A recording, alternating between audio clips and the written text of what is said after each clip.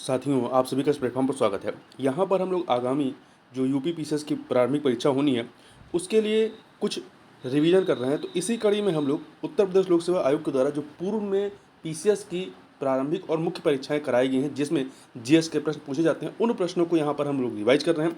और आज के वीडियो में हम लोग यूपी पीसीएस मुख्य परीक्षा 2015 का जो जीएस का फर्स्ट पेपर होता है, अभी तक होता रहा 2018 के पहले तक, तो जीएस का जो फर्स्ट पेपर होता रहा है उस पेपर को यहाँ पर हम लोग सॉल्व करेंगे। तो चलिए प्रारंभ करते हैं। और ध्यान दीजिएगा, ये प्रश्न आपके लिए काफ़ी महत्वपूर्ण, क्योंकि आयोग जो है बहुत सारे प्रश्न जो है वो रिवाइज करता है जीएस के। आगे चलते हैं। पहला है प्राचीन भारत का इतिहास। तो देखिए, कलिंग नरेश खारवेल निम्न में से किस वंश से संबंधित थे? तो ये चेदी वंश से संबंधित है। किस वंश से? चेदी वंश के। कलिंग का चेदी वंशी शासक खारवेल प्राचीन भारतीय इतिहास के महानतम सम्राटों में से एक थे। उड़ीसा प्रांत के भुवनेश्वर से 3 मील की दूरी पर स्थित उदयगिरी पहाड़ी की हाथी गुम्फा से उनका एक बिना तिथि का अभिलेख प्राप्त हुआ है। तो हाथी गुम्फा जो अभिलेख है वो बिना तिथि का है, जिनसे इनके बारे में पता चलता है। और ये जो है जैन धर्म के प्रति अत्यधिक इनका झुकाव था। आगे चलते हैं। बुद्ध ने अपने जीवन की अंतिम वर्षा ऋतु कहाँ पर बिताई थी? तो वैशाली में बिताई थी। कहाँ पर? वैशाली में बिताई थी। अगला है अशोकाराम बिहार निम्नलिखित में से किस स्थान पर स्थित था? तो ये पाटलिपुत्र में। कहाँ पर? पाटलिपुत्र में। प्रसिद्ध बौद्ध ग्रंथ महावंश के अनुसार मौर्य शासक अशोक ने पाटलिपुत्र में अशोकाराम बिहार को निर्मित कराया था। इस बिहार का निरीक्षण इंद्र गुप्त नामक थेर भिक्षु के निरीक्षण में हुआ था। तीसरी बौद्ध संगीत जो होती है वो अशोक के समय में ही हुई थी।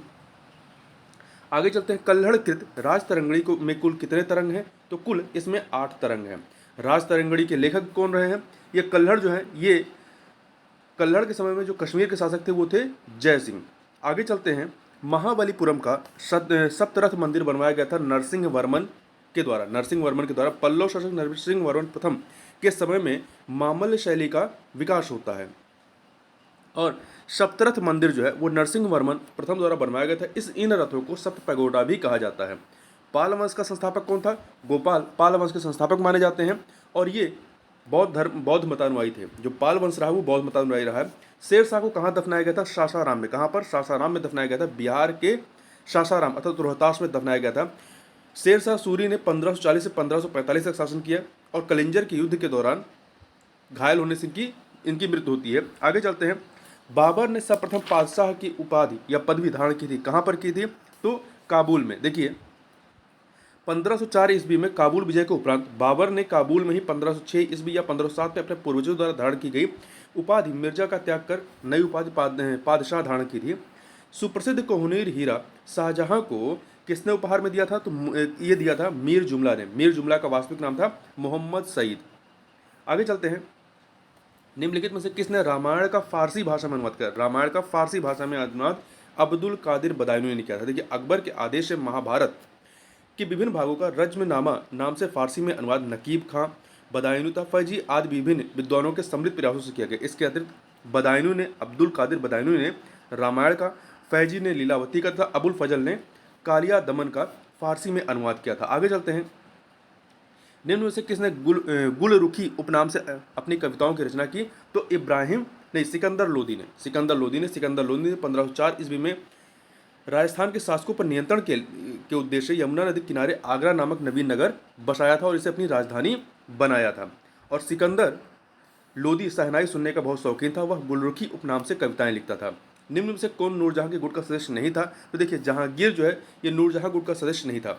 जहांगीर की पत्नी ही नूरजहां थी। तो जहांगीर से विवाह के बाद नूरजहां ने नूरजहां गुट का निर्माण किया। इस गुट के प्रमुख सदस्यों में इत्मादुद्दौला या मिर्जा गियास बेग जो कि नूरजहां के पिता थे, अशमत बेगम नूरजहां की माँ थी, आशफ खान नूरजहां का भाई था और शहजादा खुर्रम जो बाद में शाहजहां के नाम से शासन करता है, ये इस गुट में शामिल थे, परंतु जहांगीर नहीं।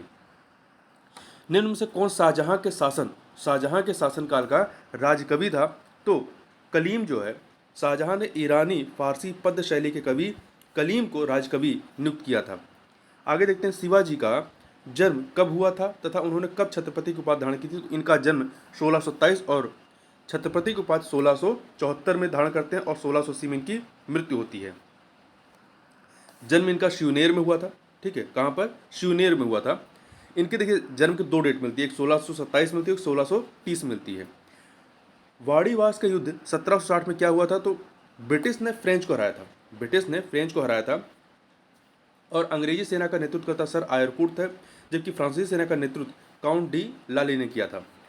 पेशवाई को कब समाप्त किया गया? 1818 में। देखिए, द्वितीय आंग्ल मराठा युद्ध जो कि 1803 से 1805 के बीच होता है, इस समय लॉर्ड वेल्जली के काल में होता है। वहीं लॉर्ड हेस्टिंग के काल में तृतीय तथा अंतिम आंग्ल मराठा युद्ध 1817 से 1818 के मध्य में होता है। तृतीय आंग्ल मराठा युद्ध में मराठों के पराजय के पश्चात लॉर्ड हेस्टिंग ने पेशवा की गद्दी 1818 ईस्वी में समाप्त कर दी तथा पश्चिमी भारत में स्थित पेशवा का समस्त प्रदेश बम्बई प्रेसिडेंसी में सम्मिलित कर दिया। आगे बात करते हैं, बोर्ड ऑफ कंट्रोल की स्थापना किस अधिनियम के अंतर्गत की गई थी? तो पिट्स इंडिया अधिनियम 1784 के अंतर्गत। आगे चलते हैं, अगला है नील दर्पण नाटक का लेखक कौन था? तो दीनबंधु मित्र। देखिए, 1857 के विद्रोह के बाद बंगाल में नील विद्रोह होता है 1859 से 60 ईस्वी में। ठीक है, तो इसी पे आधारित है। ध्यान दीजिए, 1800 कई बार पूछा था 1857 के ठीक बाद होने वाला विद्रोह कौन सा? नील विद्रोह है। और ठीक पहले होने वाला विद्रोह संथाल विद्रोह 1855-56 में होता है, जबकि सन्यासी विद्रोह 1763 से 1800 के मध्य में होता है और पावना उपद्रव जो है 1873 से 76 में होता है। और नील विद्रोह की शुरुआत कहाँ से होती है? बंगाल में, बंगाल के नदिया जिले के गोविंदपुर गांव से। और इसका नेतृत्व जो है दो नील उत्पादक के दो भूतपूर्व कर्मचारी दिगंबर विश्वास और विष्णु विश्वास के नेतृत्व में होता है। आगे चलते हैं, 1857 के संग्राम को प्रथम स्वतंत्रता संग्राम का नाम किसने दिया था? तो बी.डी. सावरकर ने अपनी पुस्तक the Indian war of independence 1857 में। प्रथम आंग्ल मैसूर युद्ध 1766-69 में किसकी विजय हुई थी? तो हैदर अली की विजय हुई थी। हैदर अली की विजय हुई थी। इस युद्ध में जो है हैदर अली एक तरफ था, दूसरी तरफ अंग्रेज और निजाम तथा मराठों का गुट था। इसमें हैदर अली की विजय होती है और यह युद्ध जो है आपका मद्रास की संधि जो कि 1769 में होती है, इस संधि से समाप्त होती है। भारतीय व्यापार में ईस्ट इंडिया कंपनी का एक अधिकार समाप्त किया गया कब? 1813 में। यद्यपि उसके चीन के व्यापार तथा चाय के व्यापार का एक अधिकार चलता रहा, 1833 में खत्म होता है। और इस चार्टर कानून ने कंपनी के भारतीय क्षेत्रों में ईसाई मिशनरियों को प्रवेश की अनुमति दी थी 1813 के चार्टर अधिनियम ने। सिंध पर ब्रिटिश ने कब्जा किया कब किया? 1843 में। लॉर्ड एलन बैरो के काल में। लॉर्ड एलन बैरो का काल 1842 से 44 रहा था। इस दौरान अगस्त 1843 में सिंध को पूर्ण रूप से ब्रिटिश साम्राज्य में मिला लिया गया। यह प्रथम आंग्ल अफगान युद्ध का एक प्रमुख परिणाम था। भारतीय दुर्भिक्ष संहिता 1883 का निर्माण निम्नलिखित में से किस आयोग द्वारा किया गया? तो स्ट्रेची आयोग के द्वारा। स्ट्रेची आयोग 1878 का है। आगे चलते हैं, अगला है, एक सेकंड, 1857 के संग्राम के निम्नलिखित केंद्रों में सबसे पहले अंग्रेजों ने किसे पुनः अधिकृत किया? तो दिल्ली को। कैप्टन निकलसन के नेतृत्व में 3 महीने की घेराबंदी के पश्चात 20 सितंबर 1857 को अंग्रेजों द्वारा दिल्ली को पुनर्प्राप्त कर ली गई। निम्नलिखित में से कौन काकोरी कांड मुकदमे में सरकारी वकील हैं? सरकारी वकील, सरकार की तरफ से जो लड़ रहे थे ये थे जगत नारायण मुल्ला। देखिए, काकोरी कांड 1925 को अंजाम देते हैं हिंदुस्तान रिपब्लिकन आर्मी के द्वारा दिया गया था और इसमें कई सारे अभियुक्त पकड़े गए थे और इसमें सरकार की तरफ से जो वकील थे वो जगत नारायण मुल्ला थे और अभियुक्तों की ओर से सरकार ने लक्ष्मी शंकर मिश्र, केशरी दत्त और जय कर्णनाथ मिश्र को नियुक्त किया था। इसी कांड में या इसी जो केस चलता है, इस केस में रामप्रसाद बिस्मिल, अशफाकुल्ला खां, रोशन सिंह तथा राजेंद्र लहड़ी को फांसी दी गई थी। काकोरी कांड में ही महात्मा गांधी ने भारत में अपना पहला जन भाषण कहाँ दिया था? तो वाराणसी में दिया था। कब? फरवरी 1916 ईस्वी में बनारस हिंदू विश्वविद्यालय के उद्घाटन समारोह के अवसर पर। निम्नलिखित में से कौन सही सुमेलित नहीं है? तो देखिए, मोपला विद्रोह आपका केरल में, कुका विद्रोह पंजाब में, परंतु कोली विद्रोह आपका गुजरात और चुआर विद्रोह मध्य प्रदेश, ये दोनों ही सुमेलित नहीं है। क्यों? क्योंकि देखिए, आप यहाँ थोड़ा सा देखते हैं, मोपला विद्रोह 1921 में केरल के मालाबार क्षेत्र में होता है और वहीं पे जो कुका विद्रोह है, ये कुका विद्रोह पंजाब में, इसकी शुरुआत जो है लगभग 1840 ईस्वी में होती है, भगत जवाहर मल के द्वारा की जाती है। और इसके बाद आप देखिए कोली विद्रोह जो है आपका 1872 ईस्वी में 1784 से 1785 ईस्वी के मध्य महाराष्ट्र में होता है। और वहीं चुआर विद्रोह जो है 1768 ईस्वी में किया गया। ये मिदनापुर पश्चिम बंगाल जिले के आदिम जात के चुआर लोगों ने भूमिकर तथा अकाल के कारण उत्पन्न आर्थिक संकट से प्रभावित होकर विद्रोह किया था। तो कोली विद्रोह महाराष्ट्र का है, चुआर विद्रोह जो है आपका पश्चिम बंगाल का है। आगे चलते हैं। निम्नलिखित में से किस कारागार में पंडित रामप्रसाद बिस्मिल को फांसी दी गई थी? तो पंडित रामप्रसाद बिस्मिल को गोरखपुर में फांसी दी गई थी। देखिए, काकोरी कांड जो है 9 अगस्त 1925 को घटित हुआ था। इसमें 29 भारतीय क्रांतिकारी पकड़े गए थे और इनमें रामप्रसाद बिस्मिल, अशफाक उल्ला खान, रोशन सिंह, राजेंद्र लहड़ी आदि पर मुकदमा चलाकर फांसी दी गई थी। इसमें रामप्रसाद बिस्मिल को गोरखपुर में फांसी दी गई, राजेंद्र लहड़ी को गोंडा में, रोशन सिंह को इलाहाबाद में और अशफाक उल्ला खान को फैजाबाद में फांसी दी गई थी।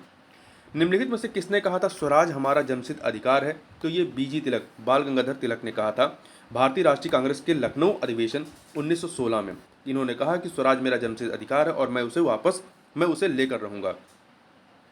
निम्नलिखित में से किसने सत्याग्रह शब्द को गढ़ा था? तो महात्मा गांधी ने गढ़ा था। किसने? महात्मा गांधी ने गढ़ा था। अगला है, दक्षिण अफ्रीका के किस रेलवे स्टेशन पर गांधी को ट्रेन से फेंका गया था? तो पीटर मार्सबर्ग स्टेशन पर इन्हें फेंका गया था। निम्नलिखित में से किसने 1946 के कैबिनेट मिशन का नेतृत्व किया था? तो सर पैंथिक लॉरेंस ने। 1946 के कैबिनेट मिशन में 3 सदस्य थे। अध्यक्ष जो इसके थे सर पैंथिक लॉरेंस थे और अन्य सदस्यों में स्टेफोर्ड क्रिप्स तथा AB अलेक्जेंडर थे। निम्नलिखित में से कौन गदर पार्टी का पहला सभापति था? तो सोहन सिंह भागना। गदर पार्टी की स्थापना 1913 में की गई थी, 1913 में, और अमेरिका के सैन फ्रांसिस्को में। अगला है 15 अगस्त 1947 को निम्नलिखित में से कौन भारतीय राष्ट्रीय कांग्रेस का अध्यक्ष था? तो JB कृपलानी थे। देखिए, भारत विभाजन के समय JB कृपलानी भारतीय राष्ट्रीय कांग्रेस के अध्यक्ष थे। ये 23 नवंबर 1946 को मेरठ अधिवेशन में अध्यक्ष बने और नवंबर 1947 तक अध्यक्ष रहते हैं। इनके इस्तीफा देने के बाद डॉक्टर राजेंद्र प्रसाद अध्यक्ष बनते हैं। निम्नलिखित में से कौन दांडी मार्च में महात्मा गांधी के साथ थे? तो वेब मिलर एक अमेरिकी पत्रकार थे जिसे गांधी जी ने दांडी मार्च के समय अपने साबरमती आश्रम में ठहराया था। निम्न में से कौन इलाहाबाद में 1857 के संग्राम के नेता थे? मौलवी लियाकत अली। मुस्लिम लीग के निम्नलिखित में से किस अधिवेशन में MA जिन्ना ने अपना 14 सूत्रीय प्रस्ताव रखा था? तो 1929 में 28 मार्च 1929 को दिल्ली में मुस्लिम लीग का अधिवेशन हुआ जिसमें जिन्ना ने नेहरू रिपोर्ट, जो कि 1928 में आती है, के फल विरोध स्वरूप 14 सूत्रीय प्रस्ताव रखा था। नेहरू रिपोर्ट में संयुक्त रूप से चुनाव लड़ने की बात कही गई थी जबकि इसमें चुनाव क्षेत्र की मांग की गई थी। निम्नलिखित में से किसने 31 दिसंबर 1928 को दिल्ली में हुए सर्वदलीय मुस्लिम सम्मेलन की अध्यक्षता की थी? तो आगा खान ने। किसने की थी? आगा खान ने की थी। ये आपका जो है 31 दिसंबर 1928 से 1 जनवरी 1929 तक चलता है। आगे चलते हैं। निम्नलिखित में से किस भारतीय राष्ट्रीय कांग्रेस के अधिवेशन में जवाहरलाल नेहरू ने समाजवाद को भारत की समस्याओं को हल करने की कुंजी बताया था? तो लखनऊ अधिवेशन जो 1936 में होता है उसमें इन्होंने बताया था। निम्नलिखित में से कौन क्रांतिकारी वंदे मातरम का संपादक था? देखिए, इसमें यहाँ पे स्टार इसलिए लगाया गया है क्योंकि देखिए, वंदे मातरम समाचार पत्र का प्रथम प्रकाशन 6 अगस्त 1906 को कलकत्ता में हुआ। 6 अगस्त से 15 अक्टूबर 1906 तक बिपिन चंद्र पाल इसके संपादक थे। इसके बाद 1906 से 1907 तक अरविंद घोष इसके संपादक थे। तब यह पत्र दैनिक प्रकाशित होता था। फिर इसके बाद आप देखिए, इस समाचार पत्र का प्रकाशन बंद होता है। फिर 10 सितंबर 1909 को पेरिस से वंदे मातरम नाम से प्रथम पत्र प्रकाशित होता है जिसके संपादक हृदय पाल थे। इस पत्र के प्रकाशक और वितरण का कार्य मैडम भीकाजी कामा ने किया था। इस पत्र के प्रकाशक और वितरण का कार्य। तो यहाँ पर जो है आप चारों में से यदि किसी एक को मानना तो भीकाजी कामा को माना जा सकता है। भारत विभाजन के संदर्भ में 1947 में नियुक्त सीमा आयोग की अध्यक्षता किसने की थी? तो रेडक्लिफ ने की थी। बी ऑप्शन, रेडक्लिफ ने की थी। ठीक है, आगे चलते हैं। भारतीय कृषि का इतिहास किसने लिखा था? तो ये MS रंधावा ने लिखा था। भारतीय कृषि का इतिहास पुस्तक MS रंधावा द्वारा लिखी गई थी। इनका पूरा नाम था मोहिंदर सिंह रंधावा। इन्होंने हरित क्रांति के क्षेत्र में महत्वपूर्ण भूमिका निभाई थी। हरी खाद के लिए सबसे उपयुक्त फसल कौन सी है? सनई। देखिए, कृषि में हरी अविघटित सामग्री का उपयोग जब खाद के रूप में किया जाता है तो उसे हरी खाद कहते हैं। और हरी खाद के लिए उपयुक्त जो फसलें हैं उसमें सनई, ढैंचा, ग्वार, लोबिया, मूंग, उड़द तथा जंगली नील इत्यादि आते हैं।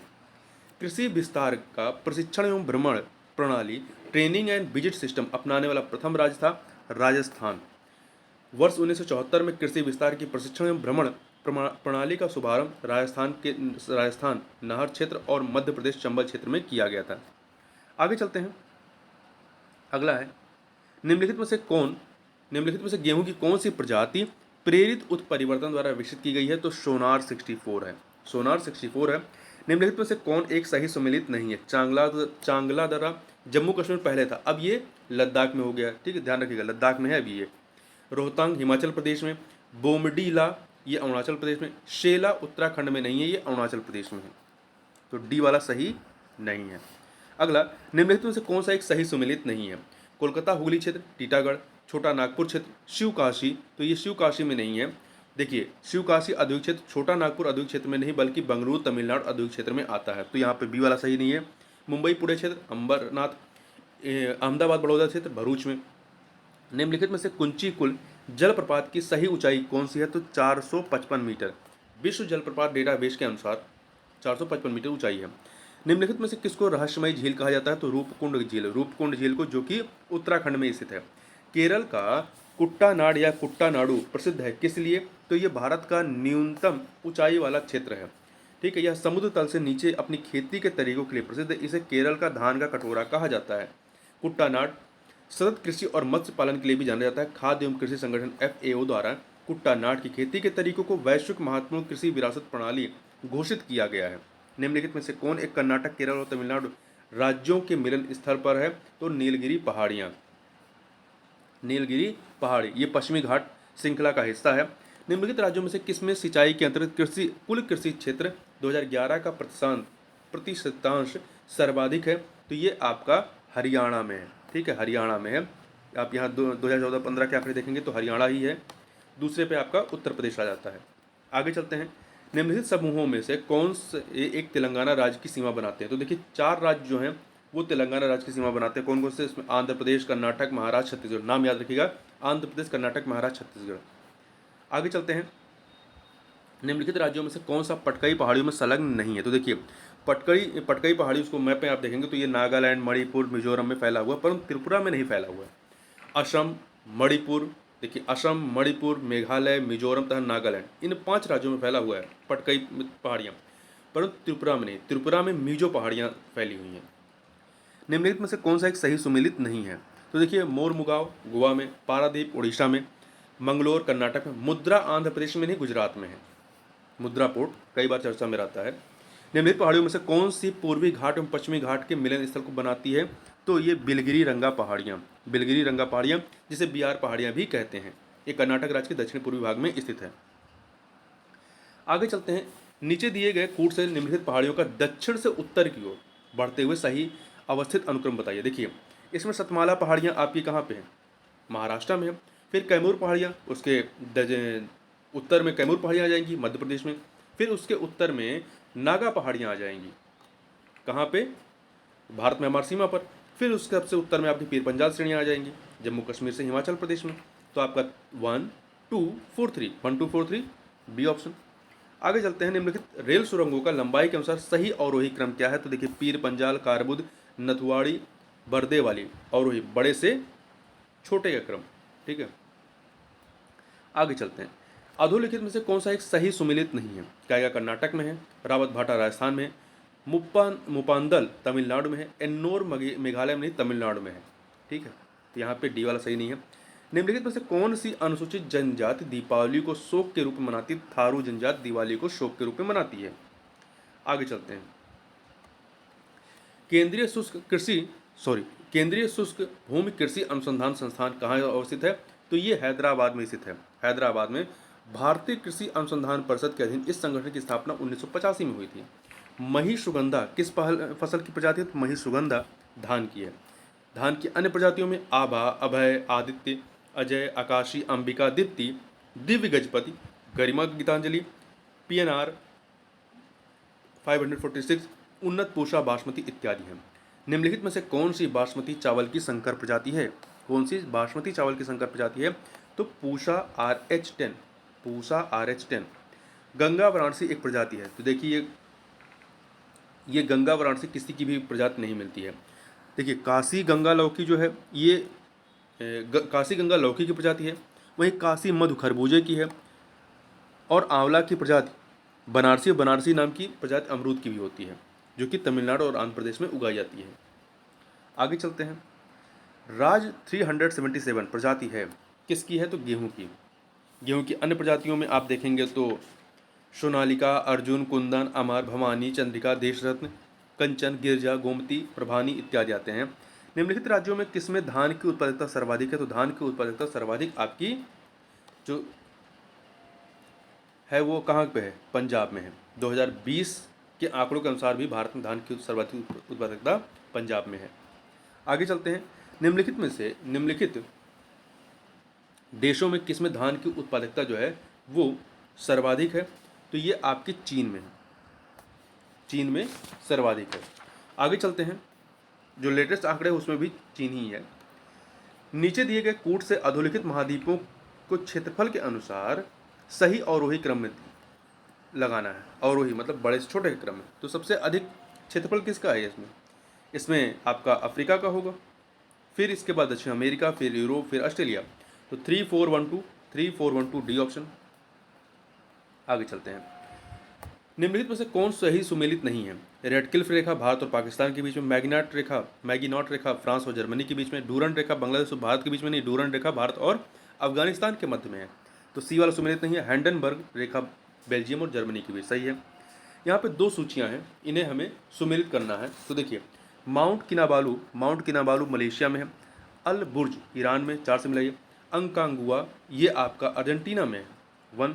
किलिमंजारो तंजानिया में, 3 से मिला दीजिए। तो 2413 डी ऑप्शन। निम्नलिखित में से कौन सा क्षेत्रफल के आधार पर बृहत्तम है? तो ये है न्यूजीलैंड दक्षिणी द्वीप।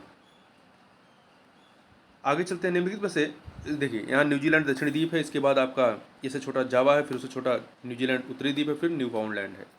निम्नलिखित में से कौन सा सबसे गहरा सागर है? तो आपका दक्षिण चीन सागर सबसे गहरा है। आगे चलते हैं। निम्नलिखित में से किसे विश्व का चीनी का कटोरा कहा जाता है? तो क्यूबा को कहते हैं, सी ऑप्शन। निम्नलिखित महाद्वीपों में किसमें देशों की संख्या सर्वाधिक है? तो देशों की संख्या सर्वाधिक आपका अफ्रीका में 54, फिर आपके यूरोप में 51, फिर आपके तीसरे नंबर पे एशिया आता है 50।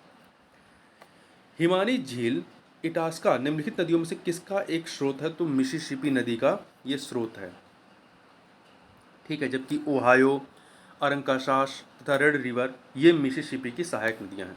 मिसिसिपी नदी प्रवाहित होते हुए मैक्सिको खाड़ी में जाकर के गिर जाती है।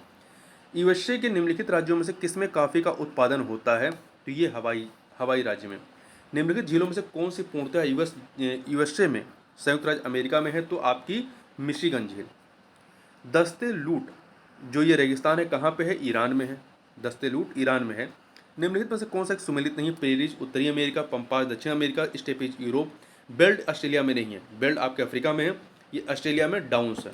तो डी वाला सुमेलित नहीं है। आगे चलते हैं। एल नीनो बनता है कहाँ पे? तो एल नीनो की जो घटना है ये प्रशांत महासागर में होती है, ये एक तापमान वृद्धि से संबंधित है। निम्नलिखित में से कौन सा एक सुमेलित नहीं है? देखिए, खारतूल जो है नील नदी से, न्यूयॉर्क हडसन, बर्लिन सिप्री नदी किनारे है, सिडनी सेन नदी किनारे नहीं है, सेन नदी किनारे पेरिस है, ठीक है। आगे चलते हैं। निम्नलिखित में कौन सी सर्वाधिक गहरी महासागरीय गर्त है? तो मरियाना ट्रेंच जो कि प्रशांत महासागर में स्थित है। निम्नलिखित में से किसे 1000 झीलों का देश कहा जाता है? तो फिनलैंड को कहा जाता है, फिनलैंड को। निम्नलिखित में से किसे पर्वतों का सागर कहा जाता है? तो ब्रिटिश कोलंबिया को पर्वतों का सागर कहते हैं। आगे चलते हैं। धान की उत्पत्ति हुई, तो धान की उत्पत्ति दक्षिण पूर्व एशिया से मानी जाती है, एक उष्णकटिबंधीय फसल है। निम्नलिखित में से कौन रामसर कन्वेंशन के अंतर्गत रामसर स्थल है? तो देखिए, भोज आद्र स्थल ये भी है, और सुंदरवन 2015 में भोज था, सुंदरवन नहीं था। सुंदरवन को बाद में 2019 में शामिल किया गया। तो अब सी और डी दोनों हैं, ठीक है। निम्नलिखित में से किसने सुझाया था कि पृथ्वी का धुरी पर अवस्था बदलना जलवायु परिवर्तन के लिए कारक है? तो मिलुटिन मिलानकोविच ने। आगे चलते हैं। निम्नलिखित में से किसे हाल ही में टाइगर रिजर्व घोषित किया गया है? तो राजाजी राष्ट्रीय पार्क को घोषित किया गया था 2015 में। वर्तमान में 53 टाइगर रिजर्व हैं। आगे चलते हैं। जनसंख्या और नगरीकरण से संबंधित प्रश्नों को देखते हैं। तो निम्नलिखित जनगणना दशकों में से किसमें जनसंख्या परिवर्तन का न्यूनतम प्रतिशत अंकित किया गया, मतलब जनसंख्या वृद्धि न्यूनतम हुई है? तो 2001 से 2011 में 17.7% वृद्धि रही है, जबकि 1961 से 71 के दौरान 24.8 था। 81 से हाँ 81 से 91 में 23.87 था, और 91 से 2001 के नहीं, यहाँ गड़बड़ लिख दिया गया है, इन्होंने गड़बड़ लिखा है। आप यहाँ पे अभी यही याद रखिए कि 2001 से 2011 में 17.7 था। ये इन चारों में सबसे कम रहा है। आगे चलते हैं। निम्नलिखित दशकों में से किस में भारत में जनगणना वृद्धि दर उच्चतम थी? तो ये 1961 से 71 में 24.8 थी। 1961 से 71 में 24.8 थी। अगला है संयुक्त राष्ट्र संघ के 2012 के आंकड़ों के अनुसार निम्नलिखित में से किसकी जनसंख्या सर्वाधिक थी? तो डोमिनिका की, जबकि वर्तमान में मोनाको की जनसंख्या इन चारों में सर्वाधिक है। आगे चलते हैं।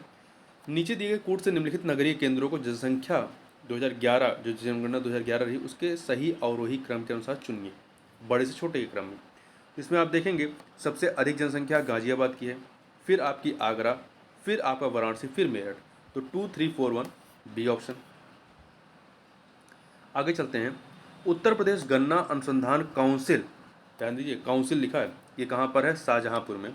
1912 में तत्कालीन कृषि रासायनिज्ञ जॉर्ज क्लार्क द्वारा एक शोध केंद्र के रूप में स्थापित किया गया था। आगे चलते हैं।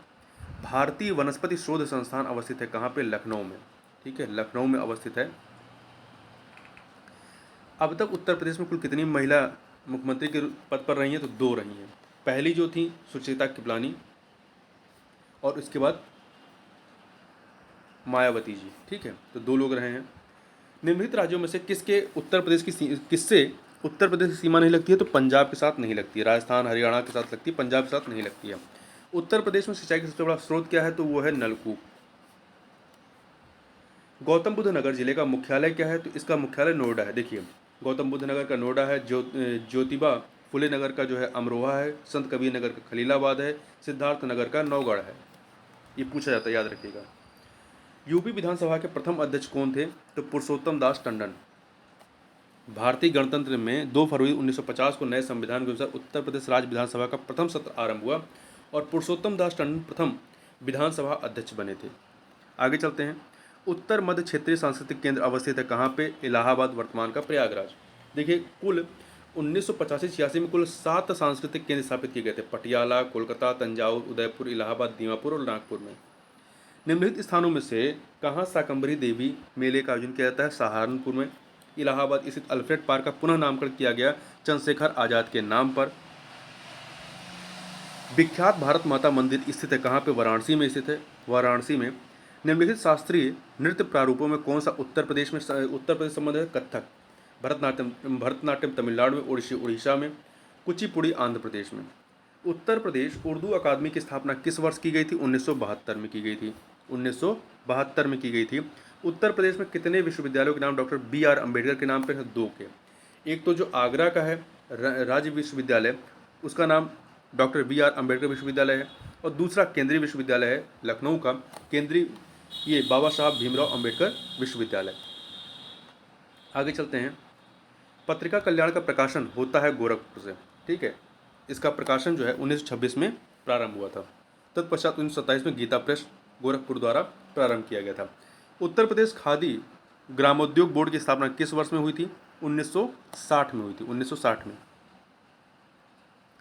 डॉक्टर भीमराव अंबेडकर नामक नक्षत्रशाला अवस्थित है रामपुर में। पहले इसका नाम भीमराव अंबेडकर था, फिर बाद में इसका नाम आर्यभट्ट नक्षत्रशाला कर दिया गया। उत्तर प्रदेश में किसान बही योजना का प्रारंभ 1992 में होता है। 1992-93 में किया गया था। इस योजना के तहत किसानों को उनके कृषिगत भू क्षेत्रों के विवरण का बही प्रदान की जाती है। पेपर टेक्नोलॉजी संस्थान अवस्थित है कहाँ पर? तो सहारनपुर में। Department of paper technology IITR की स्थापना रॉयल सोसाइटी सरकार की सहायता से भारत सरकार द्वारा वर्ष 1964 में सहारनपुर में स्थापित किया गया था। आगे चलते हैं। निम्नलिखित में से किसमें विज्ञान नगरी अवस्थित है? तो विज्ञान नगरी ये आपका लखनऊ में। राष्ट्रीय विज्ञान संग्रहालय परिषद, national council of science museum, ये आपका लखनऊ में है। कालपी नगर किस नदी के तट पर स्थित? कालपी नगर यमुना नदी के तट पर है। कालपी नगर उत्तर प्रदेश के जालौन जिले में स्थित है। यह यमुना नदी के तट पर स्थित है। निम्नलिखित जिलों का भौगोलिक क्षेत्रफल की दृष्टि से सही आरोही क्रम, मतलब छोटे से बड़ा क्या है? तो देखिए, गौतम बुद्ध नगर सबसे छोटा, फिर बाराबंकी उससे बड़ा, फिर उससे बड़ा मिर्जापुर, उससे बड़ा सोनभद्र है। आगे चलते हैं, 115 नंबर क्वेश्चन देखते हैं। सोनभद्र जिले को स्पर्श करती हैं 4 राज्यों की सीमाएं करती हैं, 4 राज्यों की सीमाएं। 4 राज्य कौन कौन से हैं? तो ध्यान रखिएगा, छत्तीसगढ़, बिहार, मध्य प्रदेश, झारखंड। उत्तर प्रदेश सरकार द्वारा, ये छोड़ दीजिए, पुराना करंट का क्वेश्चन है। दादरी, चुनार, चुर्क तथा डाला सभी में कारखाने हैं जो उत्पादित करते हैं सीमेंट को। भारतीय घास एवं चारा अनुसंधान संस्थान स्थित है कहाँ पे? झांसी में, 1962 में स्थापित किया गया था। भारतीय दलहन अनुसंधान संस्थान स्थित है कहाँ पे? कानपुर में। ये करंट का क्वेश्चन छोड़ दीजिए, अर्थव्यवस्था में। वर्ल्ड ट्रेड संगठन अवस्थित है कहाँ पे? जिनेवा में। 11वीं पंचवर्षीय योजना की अवधि 2007 से 12। अब इसकी पूछे जाने की संभावना बहुत कम है, क्योंकि पंचवर्षीय योजनाओं को समाप्त कर दिया गया। विशेष आर्थिक क्षेत्र सेज नीति घोषित की गई थी कब? अप्रैल 2000 में, 1 अप्रैल 2000 को की गई थी। भारत सरकार के कृषि एवं सहकारिता विभाग द्वारा रेनफेड एरिया डेवलपमेंट कार्यक्रम किस वर्ष में आरंभ किया गया था? तो 2011-12 में, 2011-12 में। इसका मुख्य उद्देश्य किसानों के जीवन स्तर में सुधार करना था। भारत में निम्न से किसका निर्यात सर्वाधिक है? इसको करंट का छोड़ दीजिए। आगे चलते हैं। अब यहाँ पे थोड़ा सा कुछ विविध के प्रश्न देख लेते हैं, बीच में करंट अफेयर के प्रश्न उसको हमें करने नहीं है। दक्षिण भारत के भगवान रंगनाथा जिन्हें भगवान वेंकटेश भी कहते हैं, का मंदिर स्थित है कहाँ पे? बिलगिरी रंगा पहाड़ी पर। बिलगिरी रंगा पहाड़ियाँ कर्नाटक के दक्षिण पूर्वी भाग में स्थित हैं। भगवान रंगनाथा को समर्पित इस मंदिर में आराध्या की मूर्ति खड़ी अवस्था में स्थित है। पर्णीय छिड़काव के लिए सबसे प्रसिद्ध उर्वरक कौन सा है? तो यह है यूरिया। यूरिया कार्बनिक यौगिक है जिसका रासायनिक सूत्र CH4N2O है। इसे कार्बामाइड भी कहा जाता है। कृषि में नाइट्रोजन युक्त रासायनिक खाद के रूप में इसका उपयोग होता है। यह फसलों में पर्णीय छिड़काव के लिए सबसे उपयुक्त उर्वरक है। तो इस वीडियो में बस इतना ही, मिलते हैं नेक्स्ट वीडियो, तब तक के लिए बहुत बहुत धन्यवाद।